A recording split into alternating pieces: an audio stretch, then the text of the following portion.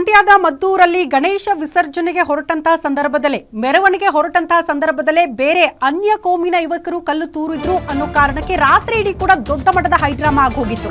ಪ್ರತಿಭಟನಾ ಸ್ಥಳಕ್ಕೆ ಇವತ್ತು ಎಸ್ಪಿ ಬಂದರೂ ಕೂಡ ಕಿಚ್ಚು ಮಾತ್ರ ತಣ್ಣಗಾಕಿಲ್ಲ. ಸಾವಿರಾರು ಪೊಲೀಸರ ಮಧ್ಯೆಯೇ ಪ್ರತಿಭಟನೆ ಮಾಡುವುದಕ್ಕೆ ಹಿಂದೂ ಕಾರ್ಯಕರ್ತರು ಮುಂದಾಗಿದ್ದಾರೆ. ಟೈರ್ಗೆ ಬೆಂಕಿ ಹಚ್ಚಿ ಸ್ಥಳೀಯರು ಆಕ್ರೋಶ ಹೊರಹಾಕಿದ್ದಾರೆ. ಟೈರ್ಗೆ ಬೆಂಕಿ ಹಚ್ಚಿ ಸ್ಥಳೀಯರ ಆಕ್ರೋಶ, ಕೈಯಲ್ಲಿರುವಂತಹ ಶಾಲ್ಗಳನ್ನು ತೋರಿಸುವ ಮೂಲಕ ಆಕ್ರೋಶವನ್ನ ಹೊರಹಾಕಿದ್ದಾರೆ. ಪೊಲೀಸರು ಏನೇ ಹೇಳಿದ್ರು, ಮನವೊಲಿಸಿದ್ರು ಕೂಡ ಜನರು ಕೇಳುವ ಪರಿಸ್ಥಿತಿಯಲ್ಲಿ ಇರಲಿಲ್ಲ. ಅನ್ಯ ಕೋಮಿನ ಉಪಟಳಕ್ಕೆ ಮೊದಲು ಬ್ರೇಕ್ ಹಾಕಿ ಅಂತ ಹಿಂದೂ ಕಾರ್ಯಕರ್ತರು ಕೇಳಿದ್ದಾರೆ. ಇಲ್ಲದಿದ್ರೆ ಹೊತ್ತಿ ಉರಿಯತ್ತೆ ಮದ್ದೂರು ಅನ್ನುವಂತಹ ಎಚ್ಚರಿಕೆಯನ್ನ ಕೊಟ್ಟಿದ್ದಾರೆ. ಪ್ರತಿಭಟನೆಯ ವೇಳೆ ಅಲ್ಲಿನ ಸ್ಥಳೀಯರೇ ಈ ಎಚ್ಚರಿಕೆ ಕೊಟ್ಟಿದ್ದಾರೆ ಅನ್ನೋದ್ರ ಬಗ್ಗೆ ಮಾಹಿತಿ ಸಿಗ್ತಾ ಇದೆ. ಸೊ ಎಸ್ಪಿ ಬಂದರೂ ಕೂಡ ಅಲ್ಲಿ ಪರಿಸ್ಥಿತಿಯನ್ನ ತಿಳಿಗೊಳಿಸೋದಕ್ಕೆ ಸಾಧ್ಯ ಆಗಿಲ್ಲ. ಅಷ್ಟರ ಮಟ್ಟಿಗೆ ಹಿಂದೂ ಕಾರ್ಯಕರ್ತರ ಆಕ್ರೋಶದ ಕಟ್ಟೆ ಇವತ್ತು ಒಡೆದು ಹೋಗಿತ್ತು ಅಂತ. ಅನ್ಯ ಕೋಮಿನ ಯುವಕರ ಪುಂಡಾಟಕ್ಕೆ ಬ್ರೇಕ್ ಹಾಕಬೇಕು, ಇಲ್ಲ ಅಂದ್ರೆ ನಾವು ಇನ್ನೂ ದೊಡ್ಡ ಮಟ್ಟದಲ್ಲಿ ಹೋರಾಟ ಮಾಡ್ತೀವಿ, ಪರಿಸ್ಥಿತಿ ಸರಿ ಇರಲ್ಲ ಮದ್ದೂರಲ್ಲಿ ಅನ್ನುವಂತ ಎಚ್ಚರಿಕೆಯನ್ನ ಸ್ಥಳೀಯರು ಕೊಡ್ತಾರೆ. ಅಂದ್ರೆ ಎಷ್ಟರ ಮಟ್ಟಿಗೆ ರೋಸ್ ಹೋಗಿರಬಹುದು ಮದ್ದೂರಿನ ಜನತೆ ಇಂಥ ಘಟನೆ ಗಲಭೆಗಳಿಂದ ಅನ್ನೋದು ಪ್ರಶ್ನೆ. ಹಿಂದೂ ಧಾರ್ಮಿಕ ಆಚರಣೆಗಳನ್ನ ಮಾಡಕ್ ಬಿಡಲ್ಲ, ಸಂಭ್ರಮ ಪಡಕ್ ಬಿಡಲ್ಲ, ಮೆರವಣಿಗೆ ಮಾಡಕ್ ಬಿಡಲ್ಲ, ವಿಸರ್ಜನೆಗೆ ನಾವು ಆರಾಮಾಗಿ ಹೋಗ್ತಾ ಇದ್ದಂತ ಸಂದರ್ಭದಲ್ಲಿ ಇನ್ಯಾರೋ ಪೂರ್ವ ನಿಯೋಜಿತವಾಗಿ ರಾಶಿ ರಾಶಿ ಕಲ್ಲುಗಳನ್ನ ತಂದಿಟ್ಕೊಳ್ತಾರೆ, ಕಲ್ಲುಗಳನ್ನ ತೂರ್ತಾರೆ. ಅಂದ್ರೆ ಇದರ ಅರ್ಥ ಏನು? ಇದರ ಹಿಂದೆ ಇದ್ದವರು ಯಾರು? ಯಾರ ಕುಮ್ಮಕ್ಕಿನಂತ ಆ ಅನ್ಯ ಕೋಮಿನ ಯುವಕರು ನಡೆದುಕೊಂಡ್ರು ಅನ್ನೋದು ಕೂಡ ಪ್ರಶ್ನೆ ಅಲ್ವಾ? ಜಸ್ಟ್ ಅನ್ಯ ಕೋಮಿನ ಯುವಕರು ಅಂತ ಹೇಳಲ್ಲ ಬಿಡಿ, ಯಾಕಂದ್ರೆ ಪೊಲೀಸರು ಈ ದೂರನ್ನ ದಾಖಲು ಮಾಡಿಕೊಂಡು FIR ದಾಖಲಾಗುತ್ತಲ್ಲ, ಆ FIR ಪ್ರತಿ ನೋಡಿದಾಗ ಯಾವ್ಯಾವ ಸಮುದಾಯಕ್ಕೆ ಸೇರಿದಂತ ಯುವಕರು ಅದರಲ್ಲಿ ಇದ್ರು ಅನ್ನೋದು ನಮ್ಗೆ ಗೊತ್ತಾಗ್ಬಿಡುತ್ತೆ. ಲಾಸ್ಟ್ ಟೈಮ್ ಜಸ್ಟ್ ನಾವು ಅನ್ಯ ಕೋಮಿನ ಯುವಕರು ಅಂತ ಹೇಳ್ತಾ ಇದ್ವಿ, ಬಟ್ ಹಿಂದೂ ಕಾರ್ಯಕರ್ತರ ಹೆಸರು ಕೂಡ ಅದರಲ್ಲಿ ತಳಕು ಹಾಕಿಕೊಂಡಿತ್ತು. ಹಿಂದೂ ಕಾರ್ಯಕರ್ತರ ಬಂಧನ ಕೂಡ ಆಗೋಯ್ತು ಈ ಮೆರವಣಿಗೆ ಸಂದರ್ಭದಲ್ಲಿ ಗಲಭೆ ಎಬ್ಸಿದ್ರು ಅನ್ನೋ ಕಾರಣಕ್ಕೆ. ಹಾಗಾಗಿ ಒಂದೇ ಸಮುದಾಯದ ಯುವಕರು ಹಿಂಗ ಮಾಡಿದ್ರ, ಅಥವಾ ಇನ್ಯಾರು ರಾಜಕೀಯ ಲಾಭಕ್ಕೆ ಕುಮ್ಮಕ್ಕು ಕೊಟ್ಟು ಈ ರೀತಿ ಕಲ್ಲು ತೂರಿ ಅಂತ ಕಳಿಸಿದ್ರ? ಇದೆಲ್ಲವೂ ಕೂಡ ಪ್ರಶ್ನೆ. ಒಟ್ನಲ್ಲಿ ಪೂರ್ವ ನಿಯೋಜಿತ ಕೃತ್ಯ ಅನ್ನೋದಕ್ಕೆ ಒಂದಷ್ಟು ದೃಶ್ಯಗಳು ದೊಡ್ಡ ಮಟ್ಟದಲ್ಲಿ ಸಾಕ್ಷಿ ಆಗ್ತಾ ಇದೆ. ಇದಕ್ಕಿಂತ ಸಾಕ್ಷಿಗಳು ಬೇಕಾ ಅನ್ನೋದು ಕೂಡ ಪ್ರಶ್ನೆ ಆಗ್ತಾ ಇದೆ. ಈ ಬಗ್ಗೆ ಮಾತನಾಡೋದಕ್ಕೆ ಮಾಜಿ DCM KS ಈಶ್ವರಪ್ಪನವರು ದೂರವಾಣಿ ಸಂಪರ್ಕದಲ್ಲಿದ್ದಾರೆ. ಸರ್ ನಮಸ್ತೆ.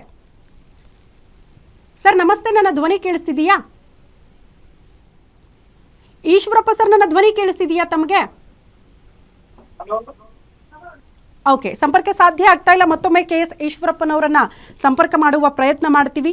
ಇದು ರಾಜ್ಯದ ಪರಿಸ್ಥಿತಿ. ರಾಜ್ಯದ ಬಹುತೇಕ ಜಿಲ್ಲೆಗಳಲ್ಲಿ ಇವತ್ತು ಗಣೇಶ ವಿಸರ್ಜನೆಯ ಸಂದರ್ಭದಲ್ಲಿ ಇಂಥ ಪರಿಸ್ಥಿತಿಗಳು ನಿರ್ಮಾಣ ಆಗುತ್ತೆ ಅಂದ್ರೆ ಯಾರ ಭಯ ಇಲ್ವಾ ಅನ್ನೋದು ಕೂಡ ಪ್ರಶ್ನೆ. ಈ ಬಗ್ಗೆ ಮಾತನಾಡೋದಕ್ಕೆ ಒನ್ಸ್ ಅಗೇನ್ KS ಈಶ್ವರಪ್ಪ ಅವರು ದೂರವಾಣಿ ಸಂಪರ್ಕಕ್ಕೆ ಸಿಕ್ಕಿದ್ದಾರೆ. ಸರ್ ನಮಸ್ತೆ. ನಮಸ್ತೆ. ಪದೇ ಪದೇ ರಾಜ್ಯದಲ್ಲಿ ಇಂಥ ಕೋಮು ಗಲಭೆ ಸೃಷ್ಟಿ ಮಾಡುವಂತಹ ಪ್ರಯತ್ನಗಳು ಆಗ್ತಾನೆ ಇದೆ. ಇದಕ್ಕೆ ಕಡಿವಾಣ ಯಾವಾಗ ಅಂತ ಜನ ಪ್ರಶ್ನೆ ಮಾಡ್ತಿದ್ದಾರೆ. ಏನ್ ಹೇಳ್ತೀರಿ? ಮುಸಲ್ಮಾನರನ್ನ ಎಲ್ಲಿ ತನಕ ರಾಜ್ಯ ಸರ್ಕಾರ ಸಂತೃಪ್ತಿ ಪಡಿಸ್ಬೇಕು ಅಂತ ತೀರ್ಮಾನ ಮಾಡ್ಕೊಂಡಿರುತ್ತೋ ಆ ಮುಸಲ್ಮಾನರಿಗೆ, ಗೂಂಡಾಗಳಿಗೆ ಇದರಿಂದ ಪೂರ್ಣ ಬೆಂಬಲ ಅವ್ರಿಗೆ ಇರುತ್ತೆ. ಹಾಗಾಗಿ ನಮ್ಮ ಸರ್ಕಾರನೇ ರಕ್ಷಣೆ ಮಾಡುತ್ತೆ. ಇನ್ನೇ ನಾವೇ ಹೆದರ್ಕೋಬೇಕು ಅಂತ ಅನ್ಕೊಂಡು ಹಿಂದೂಗಳ ಗಣಪತಿ ಬಗ್ಗೆ ಎಲ್ಲೆಲ್ಲಿ ಹಿಂದೂ ಚಟುವಟಿಕೆಗಳು ಬರುತ್ತೆ ಅಲ್ಲೆಲ್ಲ ಕೂಡ ಗಲಾಟೆ ಮಾಡೋಂಥ ವ್ಯವಸ್ಥೆ ಮಾಡ್ತಾರೆ. ಇದು ಇವತ್ತಿಂದಲ್ಲಮ್ಮ, ಇದು ಸರ್ಕಾರ ಬಂದಾಗಿಂದಾನು ಈ ಪ್ರಯತ್ನ ನಡೀತಾನೆ ಇದೆ. ಅವ್ರು ಯಾರು ಭಯ ಇಲ್ಲ, ಏನು ಹೇಳೋಲ್ಲ. ಸಾಗರದಲ್ಲಿ ನೇರವಾಗಿ ಗಣಪತಿ ಮೇಲೆ ಉಗಿತಿದ್ದಾರೆ. ಉಗಿದಂತ ಸಂದರ್ಭ ಅವ್ರ ತಾಯಿ ಬಂದು ಕ್ಷಮೆ ಕೇಳ್ರಂತೆ ಬಿಟ್ರು, ಮುಗೀತು. ಅದೇ ಮುಸಲ್ಮಾನರ ಮೆರವಣಿಗೆಗೆ ಯಾರು ಹಿಂದೂ ಯುವಕ ಉಗ್ದಿದ್ರೆ ಕೊಲೆಗಳಾಗಿ ಹೋಗ್ತಿತ್ತು. ಅವಾಗ ಏನ್ ಹೇಳ್ತಿದ್ರು? ಎಲ್ಲ RSS BJP ಅವರು ಈ ರೀತಿ ಮಾಡ್ತಾ ಇದ್ದಾರೆ ಅಂತ ಇದೇ ಮುಖ್ಯಮಂತ್ರಿ, ಇದೇ ಗೃಹ ಮಂತ್ರಿಗಳು ಹೇಳ್ತಾ ಇದ್ರು. ಇವತ್ತು ಏನಾಗಿದೆ, ಮುಸಲ್ಮಾನರಿಗೆ ನಾವು ಏನೇ ಹಲ್ಕಟ್ಗಿರಿ ಮಾಡಿದ್ರು ಕೂಡ ನಮಗೆ ಪೂರ್ಣ ರಕ್ಷಣೆ ಕೊಡಂತ ನಮ್ಮ ಸರ್ಕಾರ ಇದೆ. ನಾವು ಮಾಡ್ತೀವಿ, ಗಲಾಟೆ ಮಾಡ್ತೀವಿ ಅಂತ ಹೇಳ್ತಾರೆ. ಇನ್ನು ಹೆಚ್ಚಿಗೆ ಗಲಾಟೆ ಆದ್ರೆ 144 ಆಗ್ತಾರೆ, ಮುಸಲ್ಮಾನರನ್ನ ರಕ್ಷಣೆ ಮಾಡ್ತಾರೆ, ಹಿಂದೂ ಯುವಕರನ್ನ ಅರೆಸ್ಟ್ ಮಾಡ್ತಾರೆ. ಅಲ್ಲ ಸರ್, ನನಗೆ ಒಂದು ಅರ್ಥ ಆಗಲ್ಲ. ಯಾವುದೋ ಸಮುದಾಯದ ಓಲೈಕೆಗೆ ಇನ್ಯಾವುದೋ ರಾಜಕೀಯ ಬೇಳೆ ಬೇಯಿಸ್ಕೊಳ್ಳೋಕೆ ಇಂಥದ್ದೇ ಪರಿಸ್ಥಿತಿನ ನಿರ್ಮಾಣ ಮಾಡ್ಬೇಕಾ? ಇನ್ಯಾವುದ್ರಲ್ಲೂ ಲಾಭ ಸಿಗಲ್ವಾ ಅಂತ? ಸುಲಭವಾಗಿ ಸಿಗಂತದಲ್ಲಮ್ಮ ಇದು. ಒಂದ್ ಸೈಡ್ 100% ಮುಸಲ್ಮಾನರ ವೋಟನ್ನ ಮುಸಲ್ಮಾನರು ಎಷ್ಟೇ ಗುಂಡಾಗಿರಿ ಮಾಡಿದ್ರು ಕೂಡ ನಾವು ಅವ್ರ ಪರವಾಗಿದ್ದೀವಿ ಅಂತ ತೋರಿಸಿದ್ರೆ ಸುಲಭವಾಗಿ ಓಟ್ ಸಿಗತ್ತಲ್ಲ. ನಾನು ವಾಸಿದೆ ಮೇಲೆ ಒಳಗಡೆ ತಗೊಂಡು. ಹಾಗಾಗಿ ಈ ರೀತಿ ಗುಂಡಾಗಿರಿ ಮಾಡಂತ ಮುಸಲ್ಮಾನರಿಗೆ ರಕ್ಷಣೆ ಮಾಡಂತ ಸರ್ಕಾರ ಇರ್ಬೇಕಾದ್ರೆ ಅವ್ರಾಗ ಹೇಳ್ತಾರ, ಅವ್ರು ಮನೆ ನೋಡಿ ಅವ್ರು ಯಾಕೆ ಹೆದರ್ತಾರೆ? ಈಗ ಅಲ್ಲ, ಮುಸ್ಲಿಂ ಮುಖಂಡರೊಬ್ರಿಗೆ ಮಾತನಾಡ್ತಾ ಹೇಳ್ತಾ ಇದ್ರು, ಹೆಂಗ್ರಿ ನೀವು ಅನ್ಯ ಕೋಮಿನ ಯುವಕರು ಅಂತ ಹೇಳ್ತೀರಿ, ಅದ್ ಯಾವ ಆಧಾರದ ಮೇಲೆ ಹೇಳ್ತೀರಿ? ಇನ್ಯಾರೋ ರಾಜಕೀಯ ನಾಯಕರು ತಮ್ಮ ಬೇಳೆ ಬೇಯಿಸ್ಕೊಳಕ್ ಇನ್ಯಾರನ್ನೋ ಕರ್ಕೊಂಡು ಬಂದಿರಬಹುದಲ್ವಾ? ಅವ್ರು ಹಿಂದೂ ಕಾರ್ಯಕರ್ತರೇ ಆಗಿರಬಹುದಲ್ವಾ? ಗಲಾಟೆ ಎಬ್ಸೋ ಪ್ರಯತ್ನಗಳಾಗಿರಬಹುದಲ್ವಾ? ಯಾಕೆ ಅನ್ಯ ಕೋಮಿನ ಯುವಕರು ಅಂತ ನೀವು ಫೈಂಡ್ ಔಟ್ ಮಾಡ್ತೀರಿ? ಹೆಂಗ್ ಹೇಳ್ತೀರಿ ಅಂತ ಕೇಳ್ತಿದ್ರು. ಅಲ್ಲಲ್ಲ, ಈಗ ಕಲ್ಲೊಡೆಯ ವಿಡಿಯೋಗಳು ಇದಾವ ತಕೊಂಡಿದ್ದಾರೆ. ಆ ವಿಡಿಯೋ ತಕೊಂಡಂತ ಸಂದರ್ಭದಲ್ಲಿ ಸ್ಪಷ್ಟವಾಗಿ ಕಾಣುತ್ತೆ, ಮುಸಲ್ಮಾನರಲ್ಲದೆ ಇನ್ಯಾರು ಈ ಬದುಕು ಮಾಡ್ತಾ ಇಲ್ಲ. ಮುಸಲ್ಮಾನರ ಮನಸ್ಥಿತಿ ಏನಿದೆ, ನಮಗೆ ರಕ್ಷಣೆ ಮಾಡಂತ ಸರ್ಕಾರ, ಕಾಂಗ್ರೆಸ್ ಸರ್ಕಾರ ಇದೆ. ಆಗ ನಾವು ಏನ್ ಬೇಕಾದ್ರೂ ಗಲಾಟೆ ಮಾಡಬಹುದು ಅನ್ನಂತ ಅವರು ಆ ಮನಸ್ಥಿತಿಲಿ ಇದ್ದಾರೆ. ನೋಡೋಣ ಎಲ್ಲಿ ತನಕ ಇದಿರುತ್ತೆ, ಆಗತ್ತೆ. ಬಟ್ ಇದು ಕಡಿವಾಣ ಹಾಕೋದು ಯಾರ ಜವಾಬ್ದಾರಿ? ಯಾರು ತಿಳಿ ಹೇಳ್ಬೇಕು? ಯಾರು ಈ ಪರಿಸ್ಥಿತಿನ ತಿಳಿಗೊಳಿಸ್ಬೇಕು? ಕಾನೂನು ಸುವ್ಯವಸ್ಥೆ ಕಾಪಾಡೋದು ಎಲ್ಲರ ಜವಾಬ್ದಾರಿ, ಹೌದು. ಬಟ್ ನಮ್ಮನ್ನ ಆಳುವಂತ ಜನನಾಯಕರೇ ಈಗ ರಾಜಕೀಯ ಲಾಭಕ್ಕಾಗಿ ಈ ರೀತಿ ಪರಿಸ್ಥಿತಿ ನಿರ್ಮಾಣ ಮಾಡ್ತಾರೆ ಅಂದ್ರೆ ಏನ್ ಹೇಳ್ಬೇಕು ಅಂತ. ಈಗ ನೋಡಮ್ಮ, ಇದು ಹಿಂದೂ ಸಮಾಜವು ಜಾಗೃತಿ ಆಗ್ತಾ ಇದೆ. ಇಲ್ಲ ಅಂತಂದ್ರೆ ನೀವು ಧರ್ಮಸ್ಥಳ ಕೇಸ್ ನೋಡಿ, ಇಲ್ಲಷ್ಟಕ್ಕೆ ಇದನ್ನಾಗ್ಲಿ ಸರ್ಕಾರ ತಮ್ಮ ವಶಕ್ಕೆ ತಗೊಂಡು ಹೋಗಿರೋರು. ಹಿಂದೂ ಸಮಾಜ ಜಾಗೃತಿ ಆಗ್ತಾ ಇದೆ, ಇನ್ನೂ ಆಗ್ಬೇಕು. ಅವಾಗ ತುಂಬಾ ಸ್ಪಷ್ಟವಾಗಿ ಗೊತ್ತಾಗುತ್ತೆ ಅವ್ರಿಗೆ, ನಾವು ಮಾಡ್ತಿರೋ ತಪ್ಪಿದೆ, ಎಲ್ರನ್ನು ಒಂದೇ ತರದಲ್ಲಿ ನೋಡ್ಬೇಕು ಅನ್ನೋ ಭಾವನೆ ಬರ್ತಿತ್ತು.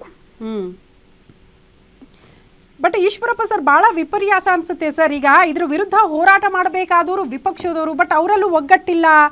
ಅವರು ಕೂಡ ಇದ್ರ ಬಗ್ಗೆ ಗಟ್ಟಿಯಾಗಿ ಒಂದು ಧ್ವನಿ ಎತ್ತಕ್ಕೆ ಸಾಧ್ಯ ಆಗ್ತಾ ಇಲ್ಲ. ಇನ್ನೆಲ್ಲೋ ಕೇಸ್ ಹಾಕ್ತಾರೆ ಸರ್, ವಾಪಸ್ ಸಂಪುಟ ಸಭೆ ಆಗುತ್ತೆ, ಅದರಲ್ಲಿ ಆ ಕೇಸನ್ನು ವಾಪಸ್ ಪಡ್ಕೊಳ್ತಾರೆ.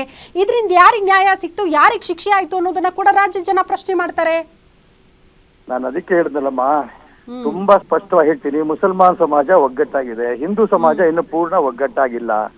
ಮುಸಲ್ಮಾನ್ ಸಮಾಜದಿಂದ ನಾವು ರಾಜಕೀಯ ಬೇಳೆ ಬೇಯಿಸ್ಕೊಂಡು ಸರ್ಕಾರ ಮಾಡ್ಬೋದು ಅನ್ನೋಂತ ಒಂದೇ ಕಾರಣಕ್ಕೆ ಕಾಂಗ್ರೆಸ್ನವ್ರದ್ದೇ ನೇರವಾಗಿ ಇದಕ್ಕೆ ಕಿತಾಪತಿ, ಬೇರೆ ಯಾರ್ದು ಅಲ್ಲ.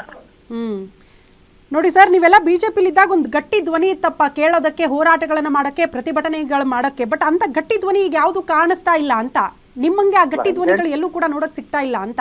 ಇಲ್ಲ, ಹಾಗೇನಿಲ್ಲ, ಮಾಡ್ತಾ ಇದ್ದಾರೆ. ಆದ್ರೆ ಹೆಚ್ಚಿನ ಒಂದ್ ರೀತಿಯ ಗೂಂಡಾಗಳಿಗೆ ಬೆಂಬಲ ಕೊಡಂತ ಸರ್ಕಾರ ಇರ್ಬೇಕಾದ್ರೆ ಎಷ್ಟು ಮಾಡ್ರು ಸಾಕಾಗ್ಲಿಕ್ಕಿಲ್ಲ ಅನ್ನೋಂತ ಭಾವನೆ ಇದೆ. ಇನ್ನು ನಿಧಾನಕ್ಕೆ ಆಗುತ್ತೆ. ಅಲ್ಲ ಈಶ್ವರಪ್ಪ ಸರ್, ಈಗ ಪ್ರಶ್ನೆ ಮಾಡ್ತಾರೆ, ಗೃಹ ಸಚಿವರಿಗೆ ನೀವು ಇದನ್ನ ಪ್ರಶ್ನೆ ಮಾಡಿದ್ರೆ, ನೀವು ರಕ್ಷಣೆ ಕೊಡ್ತಿದ್ದೀರಿ, ಯಾವ್ದೋ ಸಮುದಾಯದ ಓಲೈಕೆ ಮಾಡ್ತಿದ್ದೀರಿ, ಅದಕ್ಕೆ ಹಿಂಗ ಆಗ್ತಾ ಇದೆ ಅಂದ್ರೆ ಅವ್ರು ಹೇಳ್ತಾರೆ, ಸರ್ ಯಾಕೆ ಬಿಜೆಪಿ ಅವಧಿಯಲ್ಲಿ ಆಗಿಲ್ವಾ? ಅವ್ರ ಪಕ್ಷ ಅಧಿಕಾರದಲ್ಲಿದ್ದಾಗ ಎಲ್ಲೆಲ್ಲಿ ಗಲಾಟೆ ಆಗಿದೆ ಅಂತ ಲಿಸ್ಟ್ ಕೊಡೋಣವಾ ಅಂತ ಅವರೇ ಕೇಳ್ತಾರೆ. ಗಲಾಟೆ ಆಯ್ತು, ಗಲಾಟೆ ಆಗಿರಂತ ಸಂದರ್ಭದಲ್ಲಿ ಯಾರು ಗಲಾಟೆ ಮಾಡ್ರು ಅಂತ ಮುಸಲ್ಮಾನರನ್ನು ಒಳಗೆ ಹಾಕಿದ್ವಿ.